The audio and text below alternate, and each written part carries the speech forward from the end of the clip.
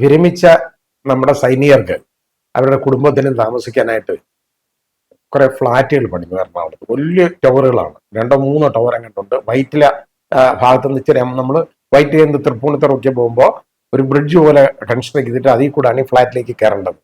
വളരെ വലിയ ഫ്ലാറ്റുകളാണ്, വലിയ സമുച്ചയങ്ങളാണ്. അത് ഈ ആർമി വെൽഫെയർ ഹൗസിംഗ് ഓർഗനൈസേഷൻ എന്ന് അങ്ങോട്ട് അതിന്റെ പേര്.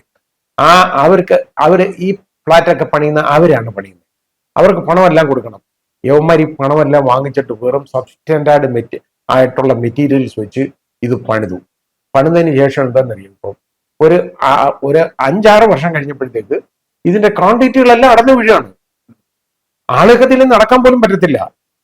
പിന്നെ അത് മാത്രമല്ല, ഇതിന്റെ പൈലിംഗ് ഒന്നും ഒരിക്കലും ശരിയല്ല. കാരണം അത് വളരെ ചതുപ്പ് സ്ഥലമായിരുന്നു. നമുക്കറിയാം, നമ്മുടെ ബസ് സ്റ്റാൻഡ് ഉണ്ടല്ലോ, മൊഫ്യൂസൽ ബസ് സ്റ്റാൻഡിന്റെ തൊട്ടിപ്പുറത്ത് കാണുന്ന സ്ഥലമാണ്. അത് യഥാർത്ഥത്തില് അവിടെ ഒക്കെ ചതുപ്പായിരുന്നു. അവിടെയൊക്കെ വേണമെന്നുണ്ടെങ്കിൽ അത്രത്തോളം വലിയ പൈലിംഗ് വേണമായിരുന്നു നടത്താൻ. അതൊന്നും അല്ല ചെയ്തേക്കുന്നത്. ഏതായാലും ഇത് പൊളിഞ്ഞു വീഴും എന്നുള്ളതിന് സംശയമൊന്നുമില്ല. ഇത് നമ്മുടെ മരടിലെ ഫ്ലാറ്റുകൾ വെറുതെ പൊളിച്ചു കളഞ്ഞല്ലോ, അതുപോലല്ല. അത് നല്ല പക്കാ ബിൽഡിങ്സ് ആയിരുന്നു. ഒരാവശ്യമില്ലാതെ ആ ഫ്ലാറ്റുകളെല്ലാം പൊളിച്ചു കളഞ്ഞു. അതുപോലല്ല ഇത്. ഈ ഫ്ലാറ്റിന്റെ കാര്യം എന്ന് പറഞ്ഞു കഴിഞ്ഞാൽ, ഇത് പൊളിക്കുക എന്ന് പറയുമ്പോൾ അതിനകത്ത് അർത്ഥമുള്ള കാര്യമാണ്. അത് പൊളിക്കണം എന്നുള്ളതിനെ കുറിച്ചും ഇതിന്റെ നടപടികൾക്ക് വേണ്ടി ഇവരുടെ ഇന്ന് കോമ്പൻസേഷൻ വാങ്ങാനായിട്ടും ഇവരെ കൊണ്ട് ഇത് രണ്ടാമത് റീകൺസ്ട്രക്ട് ചെയ്യാനായിട്ടും ഉള്ള അഡ്വൈസ് ഒക്കെ ചോദിച്ചുകൊണ്ട് എൻ്റെ അടുത്ത് ആ ഫ്ലാറ്റിലെ കുറെ ആളുകൾ വന്നിരുന്നു. എനിക്ക് അടുപ്പുള്ള എൻ്റെ ഒരു സുഹൃത്തിന്റെ ജ്യേഷ്ഠനും അവരൊക്കെ കൂടെ വന്നിരുന്നു. ഞാൻ അത് അഡ്വൈസ് കൊടുത്തു വിട്ടതുമാണ്.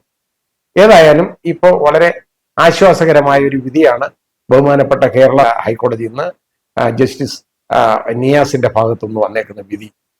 ഇത് എന്തുകൊണ്ടും ന്യായയുക്തമായ ഒരു വിധിയാണ്. കാരണം ഈ ഫ്ലാറ്റ് പൊളിക്കണം, അല്ലെങ്കിൽ വളരെ വലിയ കാഷ്വാലിറ്റി ഉണ്ടാവും അവിടെ.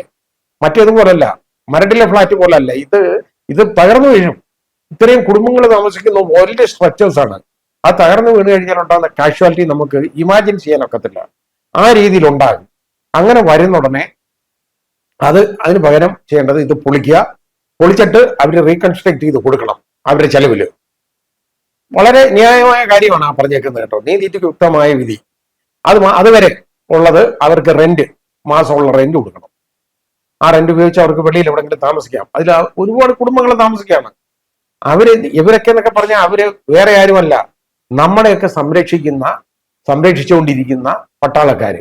അവര് വിരമിച്ച ശേഷം അവർക്ക് ആ കിട്ടിയ അവർക്ക് ആനുകൂല്യങ്ങളൊക്കെ എടുത്ത് വാങ്ങിയതാണ് ഒരു കിടക്കാടം. അതില്ലാതെ പോവുകയാണ്. അതിന് വളരെ ശക്തമായ നടപടിയാണ് ബഹുമാനപ്പെട്ട കേരള ഹൈക്കോടതിയുടെ ഭാഗത്തുനിന്നുണ്ടായത്. വളരെ ആശ്വാസകരമായ ഒരു വിധി. അത് ഏതായാലും അവർക്ക് നീതി കിട്ടും എന്ന് നമുക്ക് വിശ്വസിക്കാം.